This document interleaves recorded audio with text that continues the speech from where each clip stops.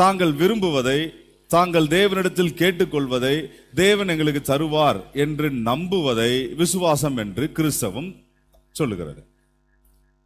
நீங்க எதையாயிலும் தேவனிடத்தில் கேட்டால், அதை ஊக்கமாய் கேட்டால், விசுவாசத்தோடு கேட்டால் தேவன் அதை நமக்கு தருவார் என்று நம்புவதைத்தான் விசுவாசம் என்று சொல்லுகிறது. அப்படின்னா தேவனிடத்திலிருந்து ஏதாகிலும் ஒன்றை பெற்றுக்கொள்வதை விசுவாசம் என்று நம்புகிறதா? இதல்ல விசுவாசம்.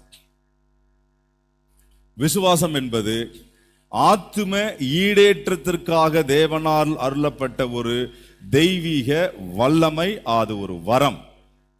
இந்த வரம் மனிதனுடைய ஆத்துமாவை நித்திய ரட்சிப்புக்கு ஏதுவாக வழிநடத்தும். ஆனால் சாதாரண ஒரு உலக தேவைக்காக தேவனிடத்தில் கேட்டு பெறுவதை விசுவாசம் என்று மாற்றப்பட்டிருக்கிறது. அது விசுவாசம் அல்ல. ஒருவன் தான் காண்கிறதை